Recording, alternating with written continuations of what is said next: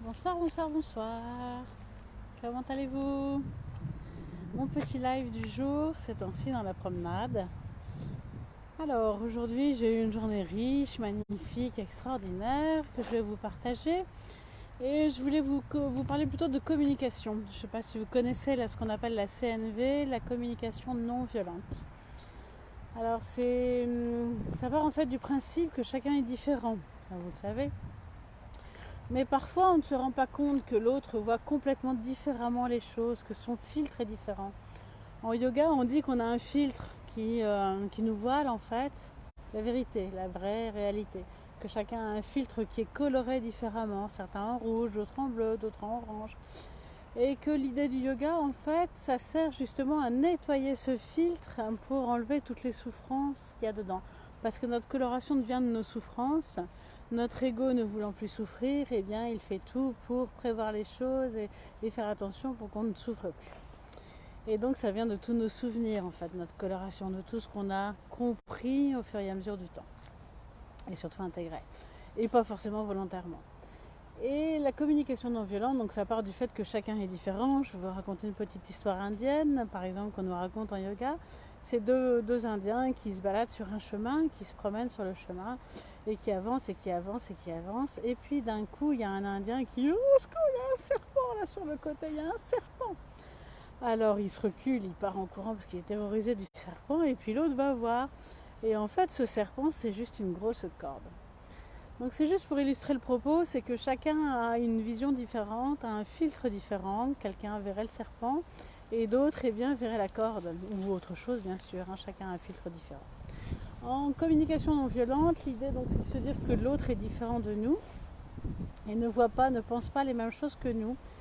Et que l'idée c'est d'aller comprendre l'autre et puis aussi de se comprendre soi-même. Bonsoir Laure, bienvenue.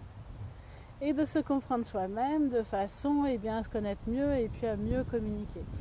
La plupart de nos difficultés relationnelles viennent juste de la communication, viennent des non-dits, des choses qu'on n'ose pas exprimer. Alors la communication non violente, ça commence par faire un petit temps d'introspection quand on sent qu'on a des émotions, pour venir voir quelles sont les émotions qui nous animent et surtout quels sont nos besoins qui ne sont pas respectés.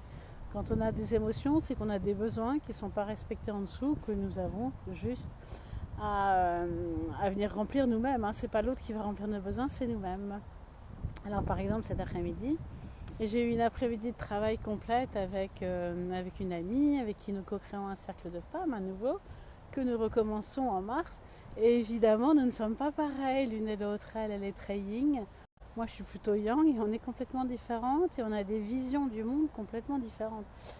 Et si nous n'avions pas communiqué en toute vulnérabilité sur nos ressentis, l'énergie n'aurait pas été bonne et on serait parti sur des non-dits. Donc je suis contente, je suis vraiment heureuse. Je reconnais qu'on a réussi à communiquer cet après-midi et ça me rend vraiment très très heureuse. Alors je ne sais pas si vous avez des partages à faire sur la communication, si parfois vous avez aussi, quand vous arrivez à bien communiquer, à exprimer qui vous êtes, vos besoins, et puis vos émotions s'il y en a, si après vous vous sentez mieux ou non.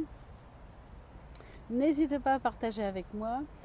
Alors cette communication, la bonne communication, c'est un travail de tous les jours, c'est un travail de tous les instants.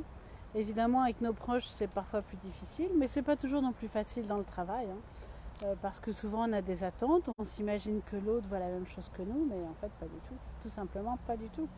L'autre est différent, il n'imagine pas ce que nous on peut ressentir et ce dont on peut avoir besoin.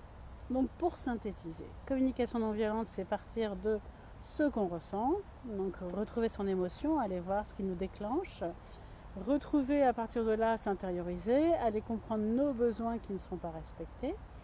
Et puis à partir de là, si on a tout bien éclairci en nous, on peut aller vers l'autre et faire une demande à l'autre. Donc là, par exemple, mon amie Marie m'a demandé l'année prochaine qu'on passe plus de temps ensemble. Et c'est tout à fait ok, et c'est très bien comme ça, ce sera parfait. Donc on passera plus de temps à deux, à débriefer et à préparer nos journées.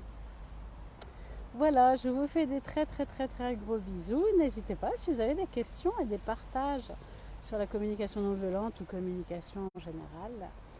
Et je vous dis, alors demain je pense que je ne serai pas là parce que je suis en formation constellation et le soir en cercle de femmes. et j'enchaîne de l'un à l'autre. Donc je finis à 22h30, donc je crois pas que je viendrai en live. Mais je vous retrouve samedi. Je vous fais des gros bisous. À bientôt.